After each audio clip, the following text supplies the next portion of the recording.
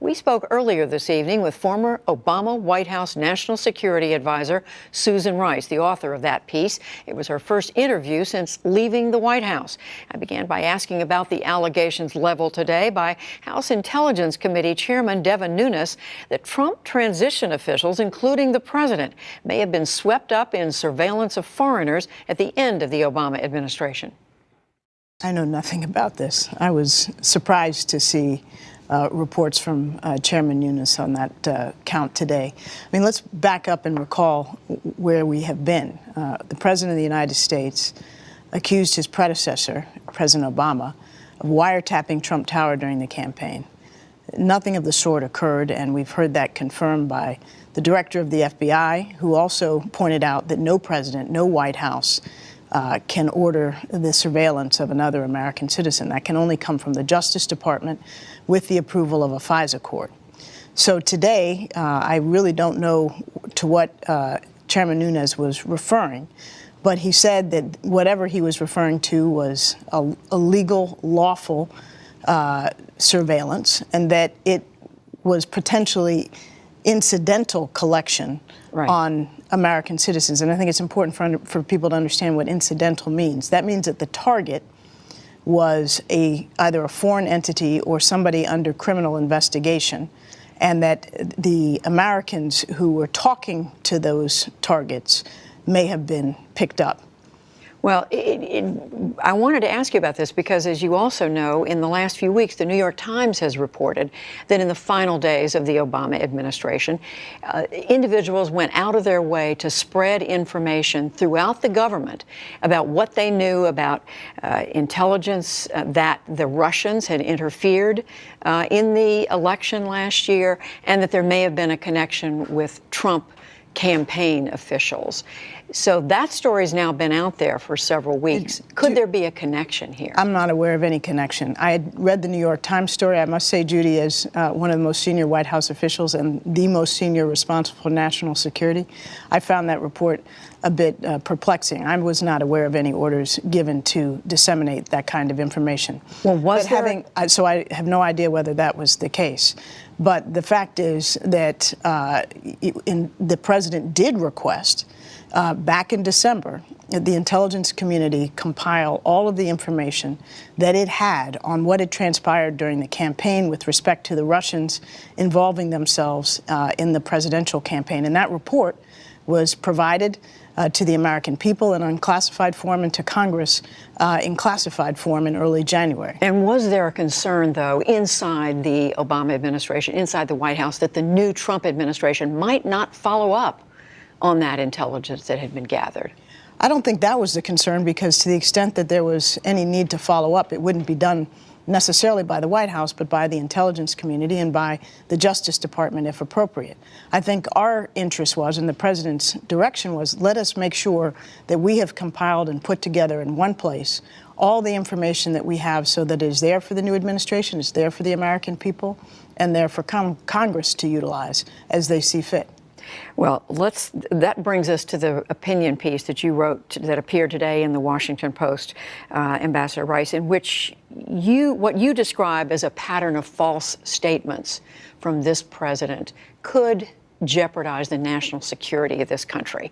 That's a serious charge. What did you mean by that? Well, let me explain, Judy. I think the American people know that over the last weeks of the administration, it's now been almost exactly 2 months, we've heard a number of striking and actually patently misleading statements from not only the president, but also from his principal spokespersons.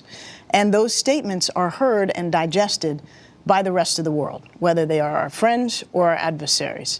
The Wall Street Journal made a very similar point today on its editorial page. And the point is this.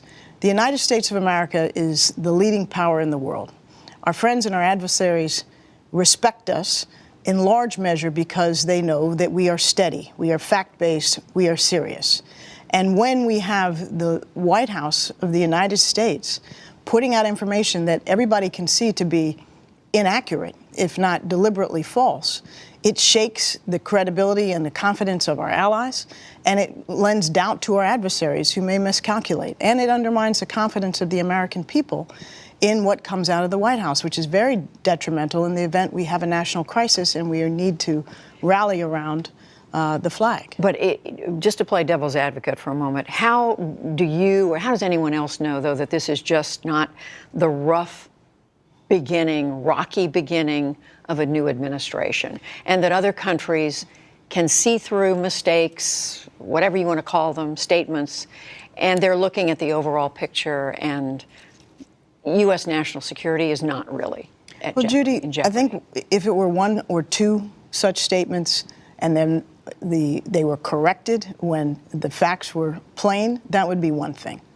But we've had statements ranging from the allegation that 3 to 5 million illegal immigrants voted in our elections, which has been debunked on a bipartisan basis by members of Congress, to this allegation that we've already discussed, which was quite shocking, that the president's predecessor, President Obama, had illegally wiretapped his office building during the campaign. And we've heard from bipartisan leaders of Congress, as well as from the director of the FBI, that there's no information to support that allegation, and yet there's been no correction, no apology.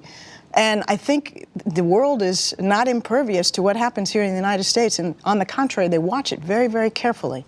And they wonder and worry, what does this mean? Can we trust the word of the White House? Well, in the meantime, different subject. Today, the Trump administration convened a meeting here in Washington of the leaders from 68 countries to talk about the fight against ISIS, the path forward. And among other things, officials of this administration are saying the reason ISIS is still the threat that it is to the world is in part because of the failed policies of the Obama administration. Well, I think the facts don't bear that out. The strategy that the Trump administration is pursuing at the behest of the very same military leaders who advised the Obama administration is virtually unchanged. The fundamentals of the strategy, which are to work with partners, in the case of Iraq, the Iraqi government, in the case of Syria, with the Syrian Democratic Forces, a mixture of Kurds and Arabs, to take back territory, remains the thrust of our strategy, as it should be.